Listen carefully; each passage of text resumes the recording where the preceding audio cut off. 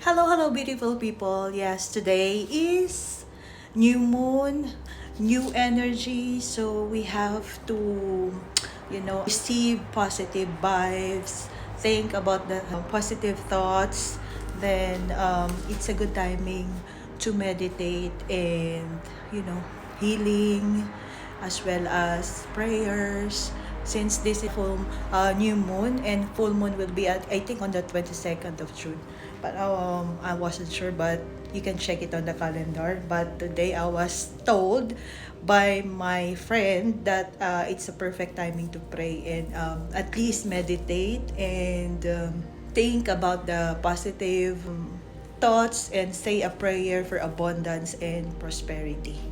So today I prepared, prayer intention. I don't have the green candles, but if you do have green candles, perfect. So I have the rock salt and what's this? Laurel. I don't know how you call it. And then I have cinnamon and then salt.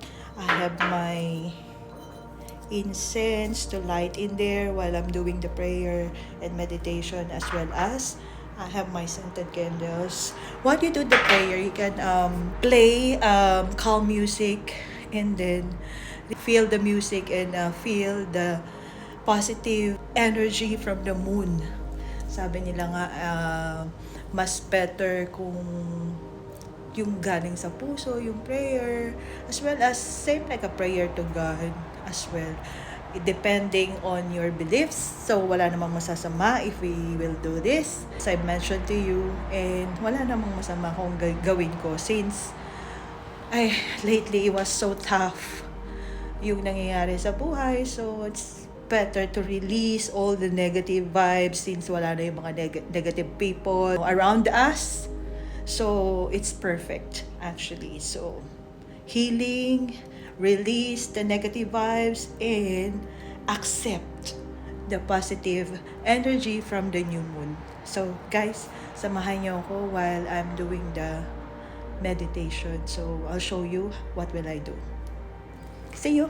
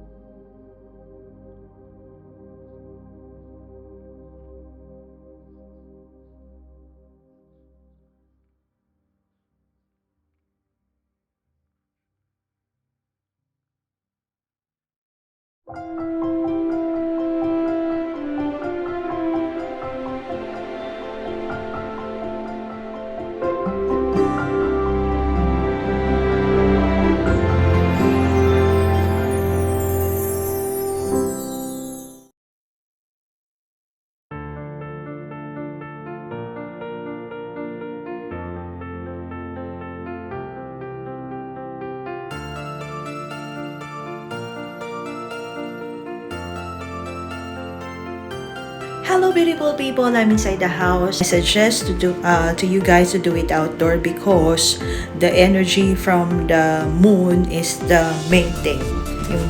Yung positive vibes that we will receive from the air and from the moon is nandun sa outdoor. And we have to release all the negative energy outside. So, remove na natin yan. Hatred, negative thoughts. Just remove it. And feel the positive energy. So I hope, beautiful people, that you learn something new.